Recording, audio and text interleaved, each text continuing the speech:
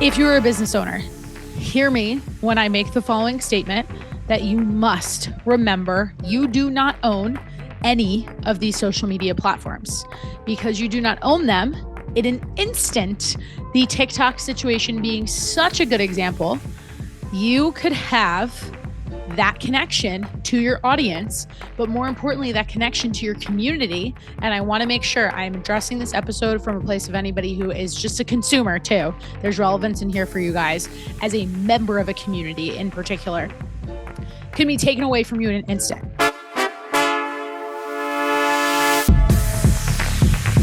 Let's link up with Krysta on the FYX. She's a wellness coach with a focus on mental well-being and physical strength.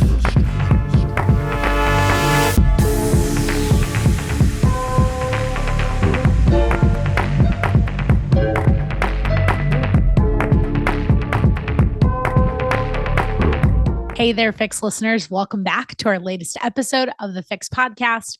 I'm your host, Krysta Huber. If you're new here, welcome to the show.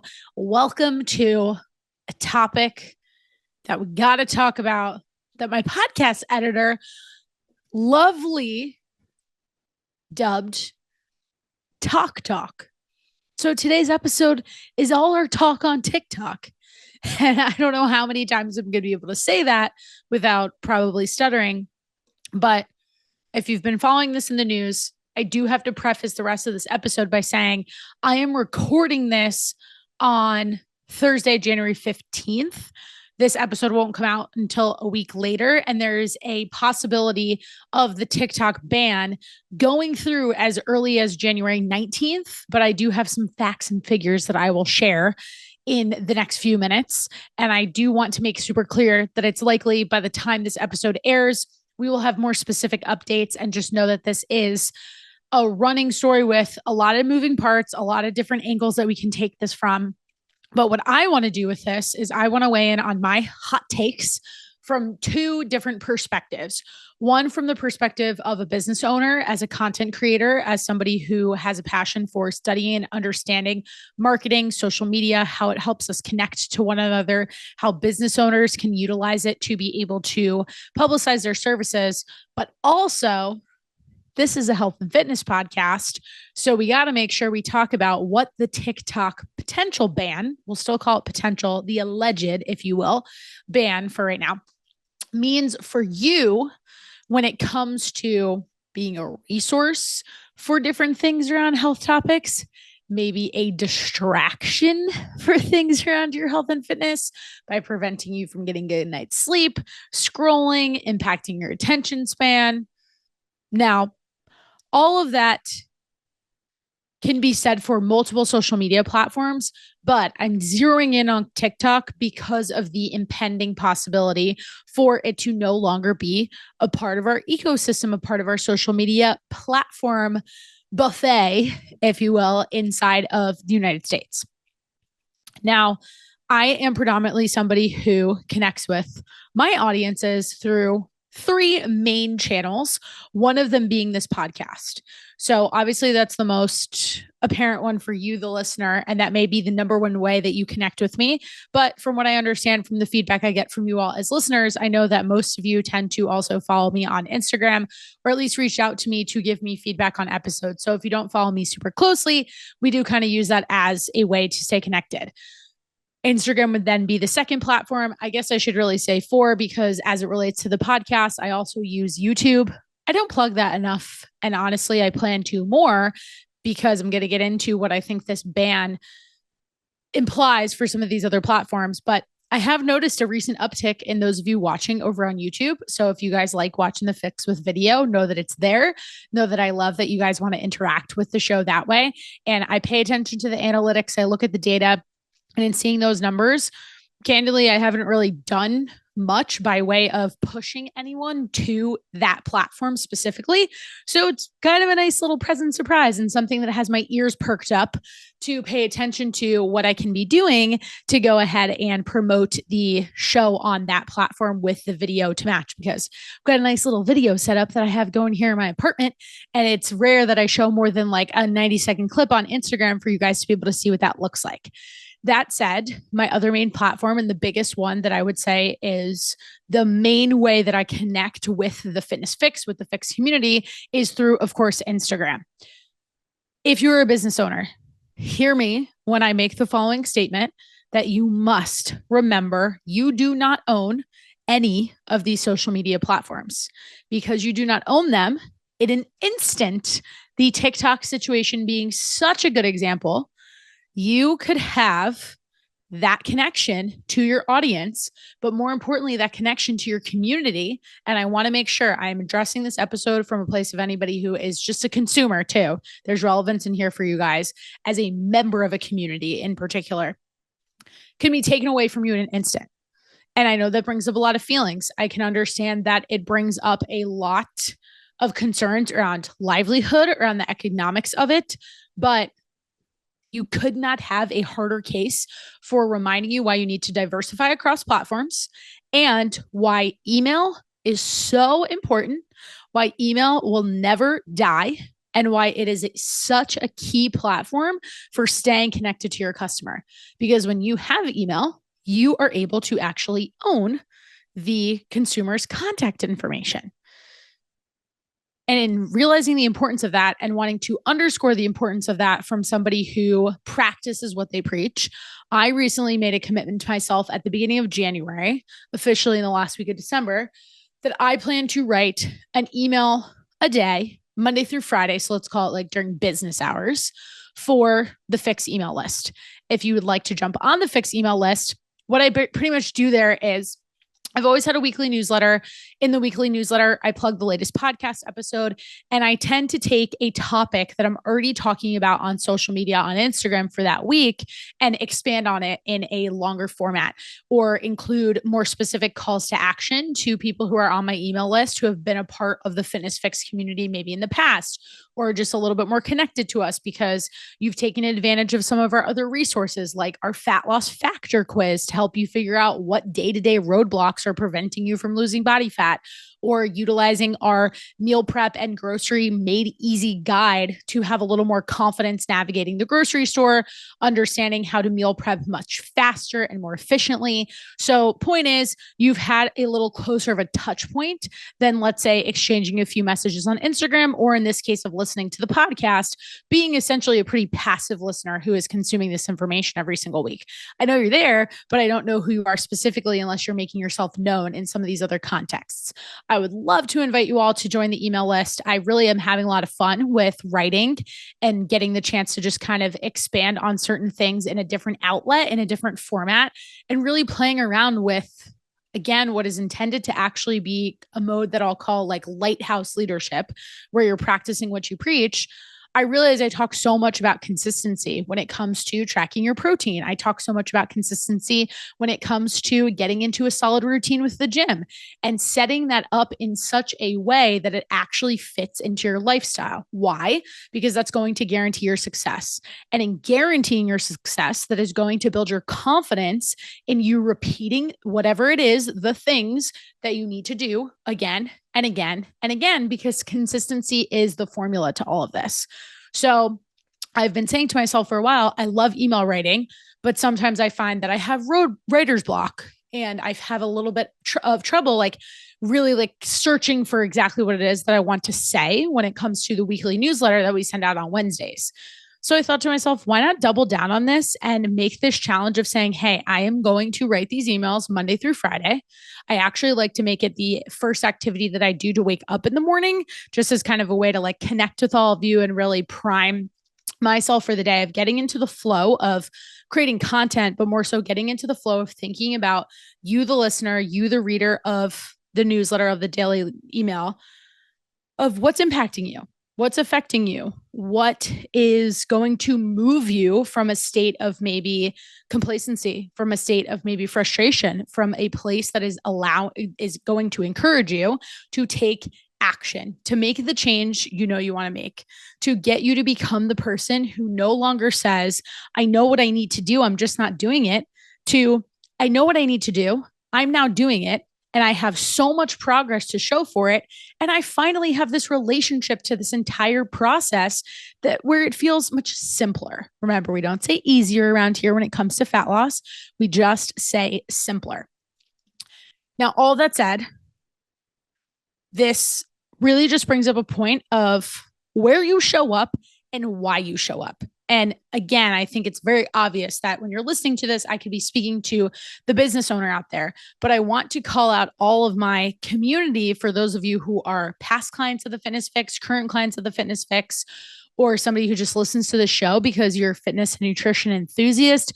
You like challenging your mindset and hopefully appreciate the fact that I tend to take a no nonsense and pretty direct approach with unpacking a lot of these topics. That is my big mission for 2025 with the tone of this show, and me commenting on what I think about TikTok fits right into that. And what I think about this change and understanding social media from a user perspective is I know all of you are out there online, all of you are listening to this podcast in an effort to seek connection and be a part of a community. And my top priority for you is to help you be a part of a community that is going to not only maybe call you out a little bit, but also call you up. I mentioned this to my clients on a group call that we had the other night. We do them twice a month. And one of those 2 meetings per month, I pick a topic that I see is impacting our community. With the beginning of 2025, I thought no better time to reset expectations, not only around the client and coach communication relationship, what's required to get the most out of the time I work together with a client one-on-one, but also the relationship you have with yourself. And so I asked our clients to think about areas of your life where you may not be in integrity or in alignment with the person that you're desiring to become, the person who's already lost the weight, the person who's already consistently going to the gym 3 to 4 days a week and utilizing that as a non-negotiable. So you inside of this community play a really important role because social media, if we want to dissect it for what it really means, like the word social media, if it's meant to be social, when I hear the word social and I really think about the way we interact online, I think it's more about connection. It's about finding the invisible string, whether that's like the connection that you have to someone else or the connection that you have to the topic at hand, because you see yourself in my content. You relate to the experiences that I'm having. You see something I share on my stories or the poll that I put up, and you're like, yeah, I do actually want to click the button and interact with this. I do want to drop the heart on the recipe in your broadcast channel because I see myself in that. Like, I find that relatable because I'm like, ooh, I'm being called out. And that's kind of the calling you out and calling you up. Or because I find this funny and I find it funny because it's true. And again, that could be you kind of being called out, but in a more tongue-in-cheek way. Or because you know it's going to make your life better, right? So when we think about the implications of social media, I actually heard this, and I wish I'm blanking on this right now, and I just popped into my head. Otherwise, I would have looked it up pre-episode. But I was listening to either a podcast or just a clip that I saw on social media from Gary Vee, the OG when it comes to really making waves and being a pioneer in social, but also emphasizing the point of just showing the hell up and being consistent, making lots of content, not worrying if that content quote unquote stinks, but just putting yourself out there.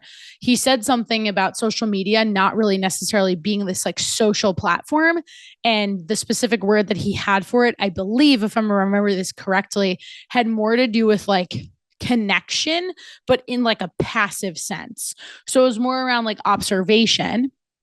And while I agree with what he's saying, because realistically, like it doesn't take a whole lot of intention to tap like on something. I think there's a hierarchy, there's a level to it. And for those of you who really truly only use social media as a consumer, maybe don't take this lens as a business owner, you might find it interesting to know that the way I analyze social media is when I see that some of you comment on my content or you go out of your way to send me a message about this podcast episode, that has a higher value to me because it took more of your time, because you wanted to make clear that you resonated with whatever that piece of information was. And so when we think about it, I do think there's still things that make the interaction less passive, but it also depends on how the business owner chooses to follow up. For example, I'm not only commenting back, I'm not only messaging you all back, but I'm looking to continue that conversation to develop more of a deep relationship with you and to then also pull you off the social media platform and into my world via the email list that I was describing a few minutes ago. Why? Because sure, there are a lot of things in your inbox and you don't even want to know how many emails that I have in my inbox. As a total tangent, for as much as I may come off as pretty type A, and I am through and through, I would say my one thing that is not in alignment, although very small and totally not that significant, and probably part of the reason why I've kind of given up on it, is my email inbox is outrageous. I don't even want to say on the air how many unread emails I have. A lot of them are from subscriptions, like for different advertisements and things. And just gotten to a point where I'm like, this is too out of control. I could definitely use a service to go in and kind of clean it up and keep it manageable. But I'm sure the number of unreads would still be in the few thousand. And when I started to get behind on this, and I used to be the person who was like, oh, inbox zero, I kind of developed a philosophy that was like, well, if it's really important, the person will likely email me again. And at that point, I will see it. If I've missed that email at some point in time, it's probably because it's in the chaos that is my set of email folders for my FitnessFix email account. But my point of all this is to say that when I get into your inbox, I do have more real estate to be able to talk to you in a more personal way. Why? Because I'm also making the assumption that if you're on my email list, you've resonated with my content in a more meaningful way, like you really saw yourself in it, or you really felt like I was the person to give you some type of solution that you want to continue to read the types of solutions that I'm offering. So I keep perspectives on my email list that I kind of gatekeep a little bit on my Instagram. I would say I don't gatekeep on my podcast. This is the most long form platform that I have, and know that if you are a consistent podcast listener, you are getting the most unfiltered, which I think you guys are aware of, but the truest and most thorough stream of consciousness that I offer, because I can make this episode as long as I want. And as I've gotten more comfortable with continuing to podcast, and as you've seen, even with the start of the new year, leaning into solo episode after solo episode, have realized, and I shared this a few episodes ago, like 3 episodes ago, that I really feel like this is the year that I'm really crystal clear on what my voice is across all the platforms, but especially the podcast, because I have the comfort level to just turn on the microphone and turn on the camera and set up everything on my computer and let it rip. And I think that's really fun. And for me, it's really fun because I've thought through what I wanted to say and kind of have like the main outline of themes. You all know that some episodes I follow along with a list because I want to make it really actionable for you. But at the same time, there are so many different angles that we can take on different topics, that the best part about podcasting, even unlike email, is that it can be a continuum. And hey, if you decide that you're like 15 minutes into an episode and you're like, hey, I don't think this one's for me, no offense taken. I got 187 episodes at this point. We're so close to 200, which is really exciting. And I'm planning some fun things for when we reach it that you can interact with at some other point in time.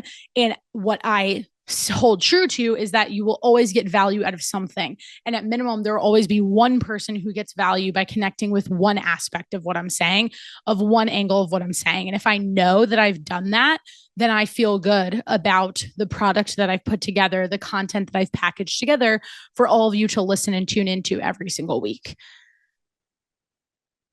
When you think about something like email, again, what's really cool about it is there's just this understanding that you are a little bit more tuned in. But I think it's also worth making that same argument about podcasting, because if you do care to listen and you do care to continue to tune in week after week and listen for 25 minutes, listen for 35 minutes, listen for an hour plus, if I rant like I did about the body positivity movement on our first episode of the new year, or when I'm interviewing a fantastic guest who's sharing their own life experiences, products, talking about different angles of the health and wellness industry, whatever it is, this is just such a fun way to be able to share, but also know that because I then get to follow up with you guys on these other platforms, that you're getting value out of it. And I can see that every single week in terms of the data that comes out on who's listening, how long you're listening for.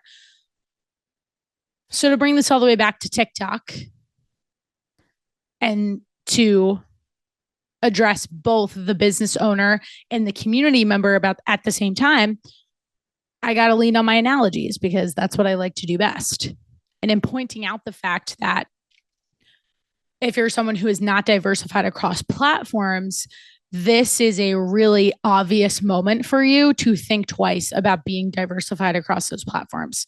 Not just because I've made such a heavy stance and commentary on, hey, you don't own these things, and that's why email lists are so powerful, but also just because what I'm really trying to say here and pointing out the nuances between Instagram, between email and podcasting and things like that, and then kind of putting TikTok in its own category, and I'll explain why next, is just that these are ways to build relationships with the people that you have inside of your community. And when you're intentional in thinking through why the person shows up, you are going to build stronger relationships. And the analogy that I have for that applies to the person out there who's listening, who doesn't use social media in such like a business focused way, is that that's similar to you deciding why you're going to eat whatever it is that you plan to have for breakfast. Because let's face it, I talk about macros all the time. If you want to have pizza for breakfast, I could 100% show you how to do it. But I will also deliver the facts to you of like, hey, if you choose to have pizza for breakfast, that is going to impact your decision-making for lunch and dinner.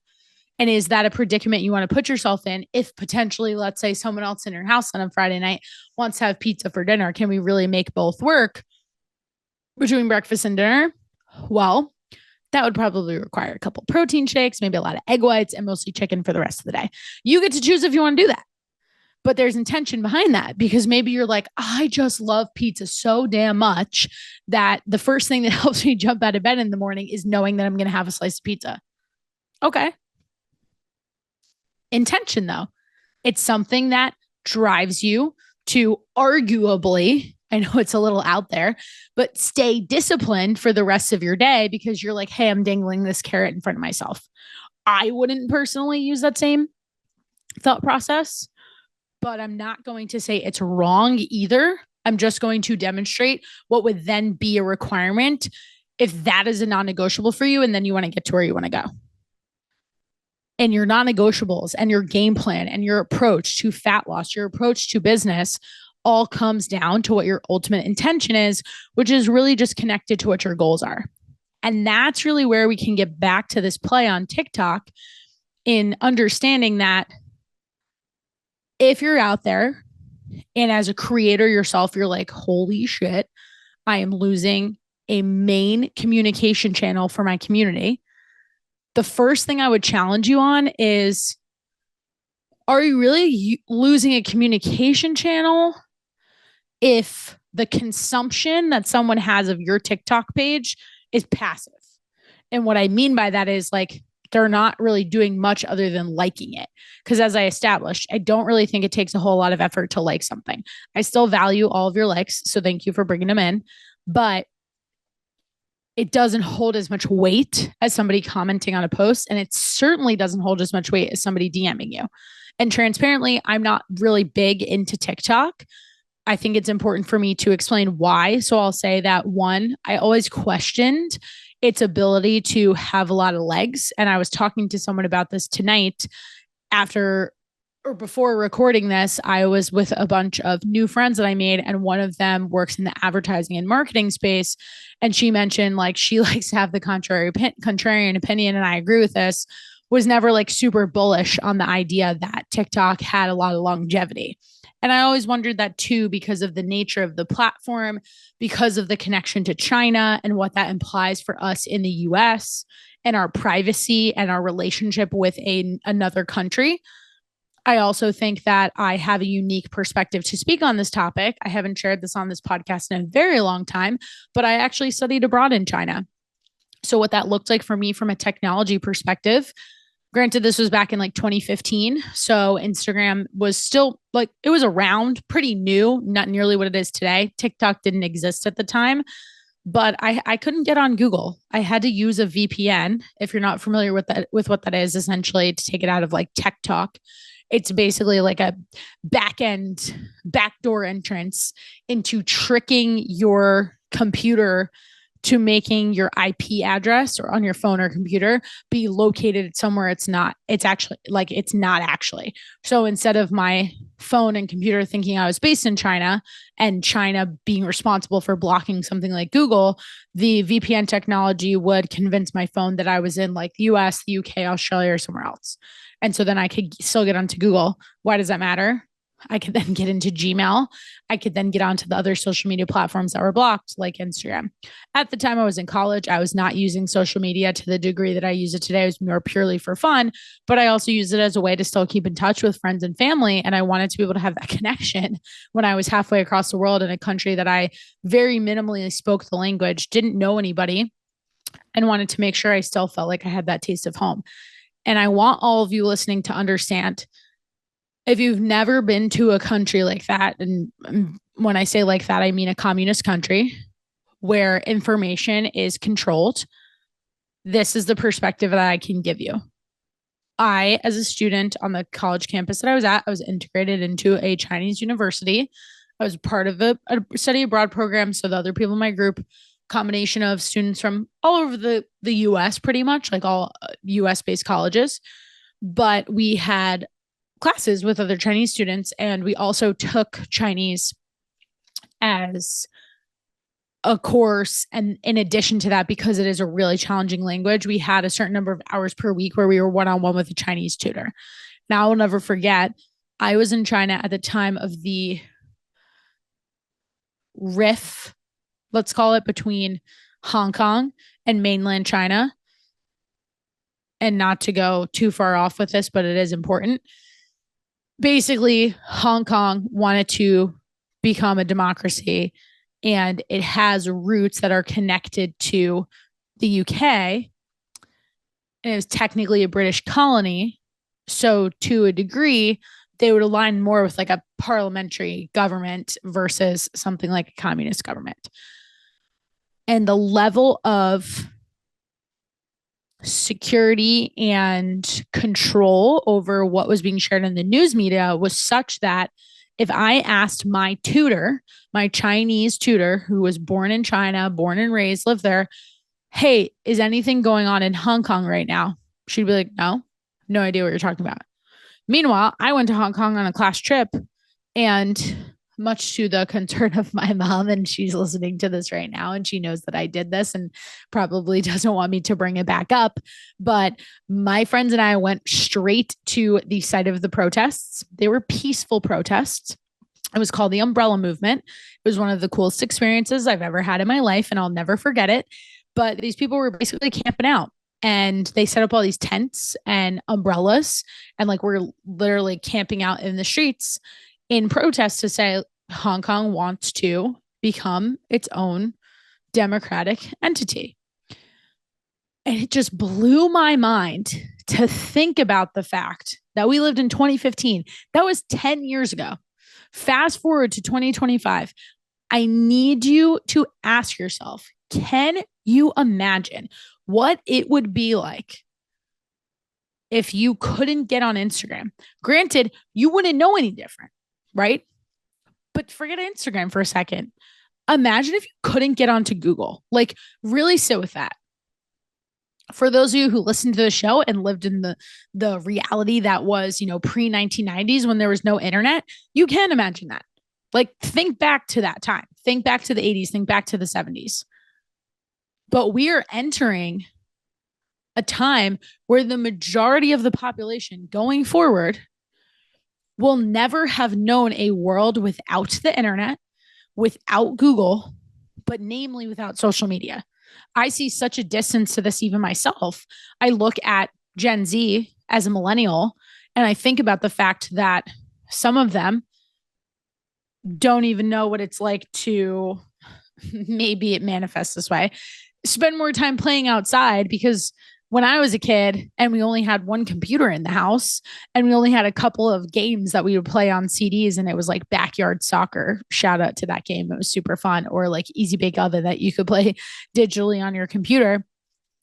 Yeah, the internet was starting to become a thing, but it wasn't really until that maybe I was in middle school and then we had instant messenger, and I can reminisce about all of those things. And I know a lot of you out there can too, but Google's a verb. And I don't really recall saying oh yeah, let me go Google it until I was maybe 12. That might even be a little generous. I don't know. But when I think about technology back when I was 8 or 10 years old, it makes me then think about an 8 or 10-year-old today. I have a cousin who is in that age range and she has an iPad and she knows how to get on YouTube and she knows which videos to watch on there, most of which are educational and it's monitored what she's actually watching. But the thought that she can just go on the internet and search for something and that is so normal to her, that's only going to continue to be the case. And when I was at this party tonight, someone pointed out to me that as a result of the internet, of tech, of social media just being so much the norm and no longer a novelty, it is really difficult to wrap your head around the idea that an entire platform could be banned. But we need to acknowledge the fact that the reason for the ban has to do with the application's connection to China. And my reason for sharing this entire story about my experience in China is because I do think, as an American citizen, and I'm not going to tell you how to feel, so this is my stance, I am pro-America and pro-freedom and pro-protecting this country, such that if there are concerns that the Chinese government has access to certain information coming through TikTok, we need to think twice about our relationship to it. I also think that because we live in the country that we do, and because we live in a country where we value free speech, it is a double-edged sword. Are you potentially infringing on somebody's free speech by eliminating this platform? Maybe, yes. I want to say yes, but I also want to say no, because we're not saying that you can't go and take all your videos from TikTok and potentially put them up on Instagram. And I could also make the argument that we've had a lot of injustices when it comes to freedom of speech over the last 5 years. We saw an uptick with that around COVID, with what was being labeled as misinformation.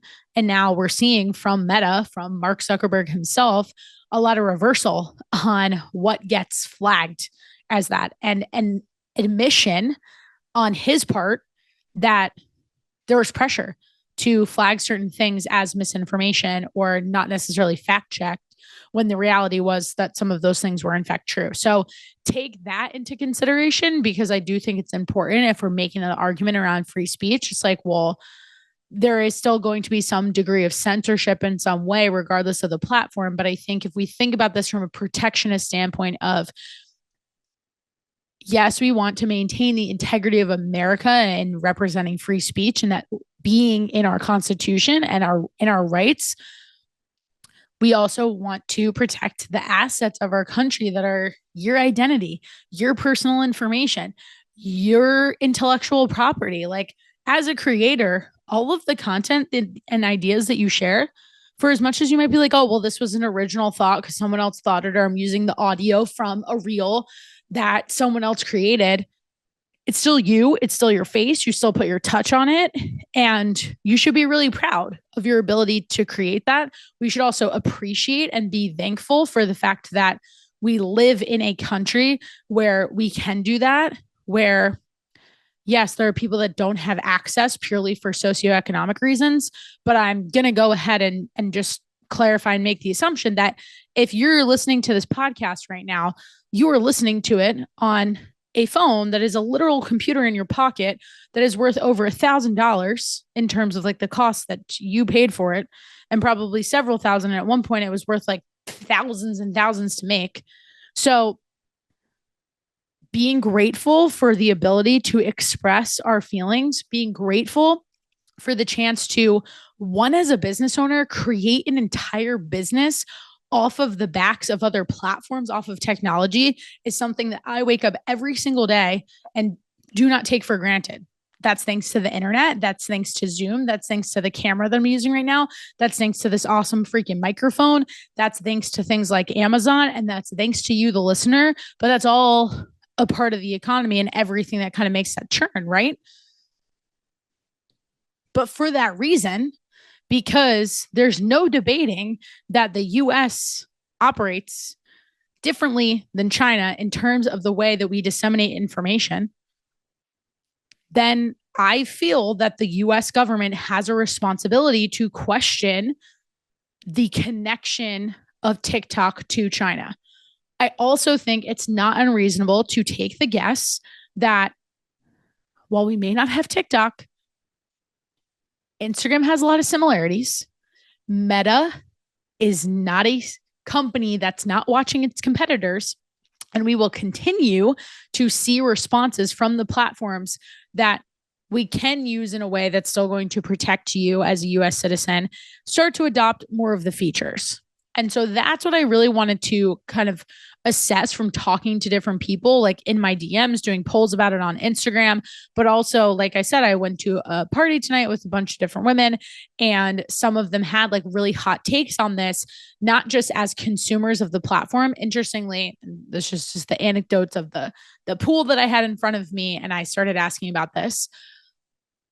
Of the 8 of us that were there, I would say like only like 20% of people actually use TikTok pretty religiously. And it came up in conversation because our lovely host of the little dinner girl gather event that we had, as we called it, had us pass around these cards that had different questions on it for us to introduce ourselves and just kind of open up for conversation and connection. And one of the questions was, if TikTok is banned, what do you plan to do, or what do you foresee yourself doing? What are you looking forward to doing with that potential extra time that you got back? So I was like, ooh, perfect. I was already planning on recording a podcast about this. So even better, because now I can get the opinion of a few other people, not just those who I spoke to on Instagram who are part of this audience, but also like have that real-time conversation to kind of dig a little bit deeper in it. And I had the perspective of professionals in the industry who are in the advertising space representing companies and brands, my own perspective as a creator, but then also the just like data set that a lot of people don't really use it that much. While I think it doesn't really matter that in this group, like not many of us were using it, because the matter of fact is there's millions of people who do use TikTok. I was more interested about the use, like the purpose of the use for it. So I asked on my Instagram and at this party, what do people like the most about it? Like what in particular will you miss? And some of the things were key features. One of them, or 2 of them, I should say, being that you can save videos right to your phone. So if you happen to be searching for a recipe, let's say, you don't have to like go save it in another tab inside of your Instagram. You can save it right to your camera roll. I do think that's pretty convenient. Another was the ability to like speed up videos if you want to hear things a little bit faster. Also pretty cool, but also things that I'm sure Meta has on its radar in terms of like future features of the app to be able to mimic to some degree. But one of the really fascinating ones that would definitely change a lot of the game for Instagram and for Meta if they try to adopt more of these features is the people who have a relationship to TikTok where they see it like today's Google, where they see it like a search engine. And that's because it seems that based on the TikTok algorithm, what it does is I think this is important for those of you who are on it too. It studies the videos that you interact with the most. And while, yes, like there's a search bar right at the top, just like you would see on Instagram or Facebook, it has a better ability to like pay more attention to the videos that you're looking at the most and you're liking the most and sharing the most. And then it curates your feed so that it only sends you videos that fit that genre.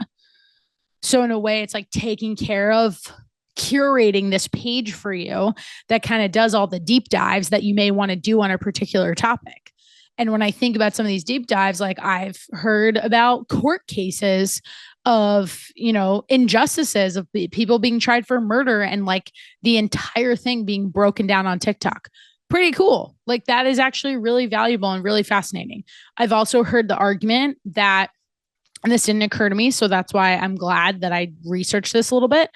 I've also heard the argument that there are women especially who feel that TikTok has given them a level of validation for maybe medical issues that they've faced where they've otherwise been kind of like brushed to the side in a doctor's office, and they've used TikTok as a place to connect, to be able to be like, oh wait, this other person's experiencing the same exact thing as me, so now I feel like I have this person I can go to. But notice that all comes back to what I was saying earlier about connection, about intention, and about using the platform in that way. And I think that there are ways to continue to use Instagram, maybe even have a little resurgence with Facebook on this, but also use YouTube, because hopefully, and this is one of my hopes that I think could be a huge plus when it comes to something like TikTok, maybe this does get us away from having this like major ADD type vibe with our attention spans, because maybe at least my interpretation and kind of like like I'm perking my ears up at this of seeing changes to my analytics on YouTube is a sign that you guys do want more in-depth conversation about things. But instead of going to TikTok and looking at like 52 different videos on it, maybe you'll come to a podcast like this one where the subject matter will be within the realm of something around fitness, nutrition, mindset, content, business, and know that you've got 180 plus, 200 plus episodes to choose from where you can get into this topic, where I like to do series, but instead of those series being less than 3 minute, less than 90-second videos and a long caption that you got to read, it's multiple podcast episodes ranging from 30 to an hour plus long, where you can really get like a full scope of a topic. And I feel more comfortable. I should have said this before, and I think this is like really the crux of it for me personally. I feel more comfortable going a little bit deeper in my podcast episodes and maybe not necessarily trying to be as like choppy about what I'm saying, because I know that I have space to give you as much context as possible. So it's not that I'm not careful about my word choice, because I take the time before the episode to think about the points that I want to make. You guys know I talk pretty fast, but it's more that I know that I have the room and your attention, because you're in the car, you're on a walk, you're maybe traveling, you're on a plane, you're listening to this, and you're kind of like strapped in for the potential hour that we'll be sitting through, that I can then make the bold claim and the bold statement to you, but then back it up with like a good 3 to 4 minutes of here was my personal experience, or here was this client's personal experience, or here's this guest's personal experience that's now shaped our perspective on this take that we have. It makes for a more well-rounded conversation. And I know it's not a conversation when it's just me doing a solo episode, but it makes for a safer space that I feel to take a topic that maybe sometimes can be difficult to approach, because I don't want things to be taken out of context. I don't want things to cause offense, but I also am not afraid to challenge and just propose another perspective, play devil's advocate. I had a client say this to me today, that when she has a tendency to spiral on things, I am the first person who will put her in a place in a way that's playing devil's advocate, that sometimes makes her uncomfortable, because she knows deep down, like it triggers, because she knows it's what she needs to hear. And it's kind of like, oh, like, how can you point this out so obviously to me? And I like to think that I'm good at that, because that's what helps our clients inside of the Fitness Fix ultimately get results. So when we think about some of these features that are going away, I do think the whole search engine thing is a really fascinating one, but also something that maybe that's incorporated into the Instagram and meta algorithms in some capacity. But I also do really feel for the person who may feel like they've gotten a lot of validation on a topic that they wouldn't have otherwise kind of delved into. I also want to point out that that's dangerous too, because there are people on TikTok, just like there's people on Instagram, Facebook, on the internet, like on any article that you randomly search, who are not qualified to be talking about the thing. And the hardest part that I have with social media, as I pointed out in the body positivity episode, is the fact that what is polarizing, what is extreme, gets shared the most. This could simply be my perception. If somebody wants to DM me and give me more color around this, but I feel like I see more outlandish things on TikTok, unless you are somebody who uses it for pure entertainment. And of my friends that I surveyed on this, that was something else that someone mentioned, that they really appreciate TikTok as kind of a place to quote unquote like shut off their brain or see more entertaining things and just have the space to laugh. And what I'd argue is that's valid. But at the same time, when we think about the exposure to blue light and all those things, it's like the timing of that definitely matters, because if you're doing that at night at the end of the day to unwind, the platform is preventing you from going to sleep. It is preventing your brain from shutting off. Even if you feel like you're kind of mindlessly scrolling, it's not really putting your brain waves into the proper state to allow you to get a good night's sleep. So I have made the joke on Instagram, on Threads, but it is something that I am hopeful to see. I think the downstream effect of this will probably take a little while, but I am curious if the possible ban of TikTok will lead to people getting a better night's sleep. And I say that facetiously because we got a whole lot of other platforms. I am guilty of it as somebody who barely uses TikTok, getting into the doom scrolls on Instagram and spending time where I am up later than I intended to and looking right into that blue light. Tip to get those blue blocker glasses. And a shameless plug for my friends over at Raw Optics. If you guys follow me on Instagram, you'll sometimes see me wearing these very like bright yellowish shades of aviators, as well as a pair of like orange gamer looking glasses. And they actually like genuinely change the shade of the light that I'm looking at. And that allows for your eyes to essentially like not have the melatonin block that happens from looking at light in the evening that's then impacting your circadian rhythm that prevents you from falling asleep. So I'll link that down in the show notes because it is a great tool in helping you hopefully get a better quality night's sleep if you're somebody who is still fighting the urge of not getting sucked into some of these social media rabbit holes. So hopefully we will get some better sleep. But before I bring this all the way home, and as I mentioned at the top of the episode, for all of the things I'm kind of analyzing and potentially predicting here, depending on the outcome of this weekend, and once you're listening to this episode, it'll be the outcome from this past week. Some of what I'm about to share could potentially change, but I think it's just working with what information that we do have in front of us right now. I want to point out, and I'm looking at an article from Forbes so that you know exactly where I'm getting it from, what is kind of happening like from the Supreme Court's perspective and where this stands. But again, this is as of January 15th. So this episode will come out a few days after that, 7 days after to be exact. And the prediction is that the ban would be official as of January 19th, which is still a few days before this episode. So as of the 15th, what's kind of been happening, and for those of you who don't like, maybe I'm sure you've heard like, oh, TikTok's going to be banned, but the reason why just has to do with the relationship, just putting it in as simple terms as possible. It has to do with the connection to China. But basically what the Supreme Court is looking at is there's a federal law that they're trying to decide, and Forbes did a really good job explaining this, so I'm just going to read it verbatim. The Supreme Court heard oral arguments on Friday of last week, so it'll be like almost 2 weeks prior, over whether the law being which requires TikTok to separate from its parent company ByteDance. So ByteDance is what really has the affiliation with China. So if TikTok can separate from that, then there's still opportunity for TikTok to operate as is in the US, or else they will be banned. So if they don't separate from that parent company, then the ban will go through. And there are debates of, does that violate the First Amendment, like I pointed out before? And I can sit with both sides of that. I think it's tough. As of the 15th, it's unclear when the court will rule in the case. The Supreme Court issued opinions in other cases as of Wednesday, January 15th, but they didn't rule on the TikTok case. And a lot of people expected them to do that today. So there are no other dates scheduled for them to release their opinions. So it's kind of like, okay, if there's no other dates scheduled, does this just mean they're going to go through with it as of the 19th because they're literally running up against the clock? That is a possibility. So therefore, the law is set to take effect on Sunday, the 19th, unless the Supreme Court rules otherwise, because the court previously declined to pause the law from taking effect while it considered the case.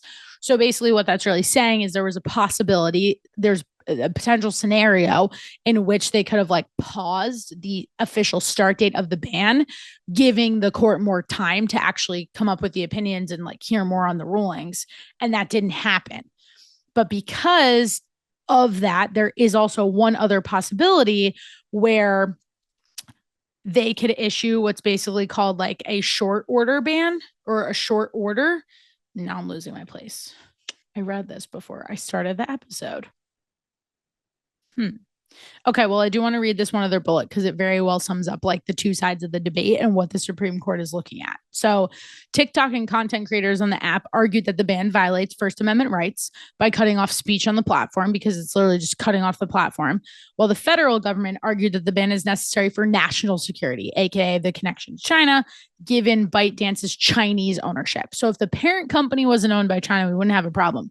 So, it's almost important to delineate the fact that like it's not the issue with TikTok itself. It's like the parent company who created it. So yeah, sure, it's an issue with TikTok itself. But if they were to just go off and like be its own company, then this could all potentially go away.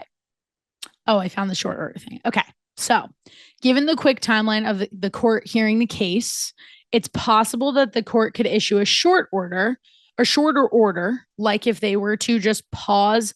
I made up the term short order, a shorter order, like if they were to just pause the law from taking effect while the justices deliberate, which could come out at any time. So their deliberation and this like shorter order could come out at any time.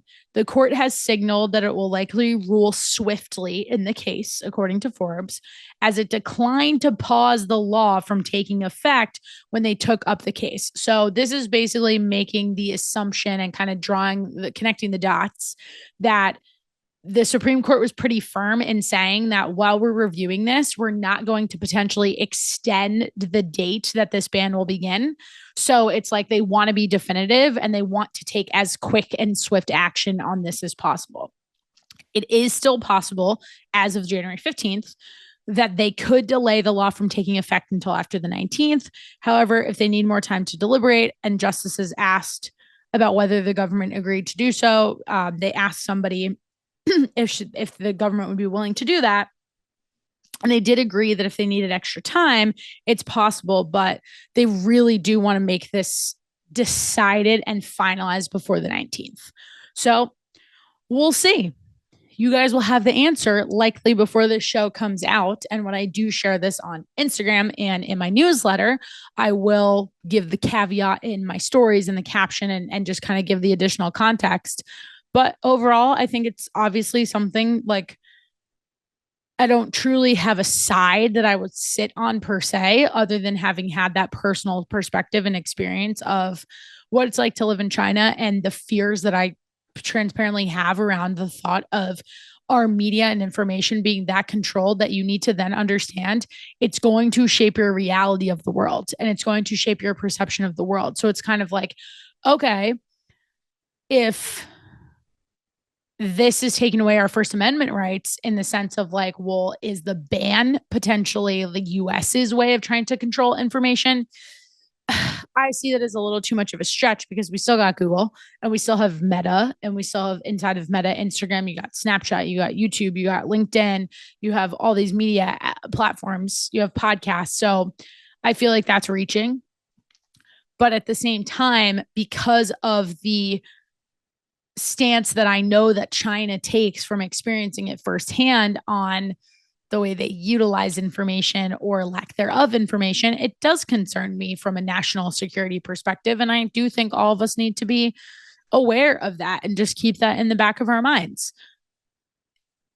Yes, it's scary from the perspective of a content creator who's maybe making a living off of this platform entirely.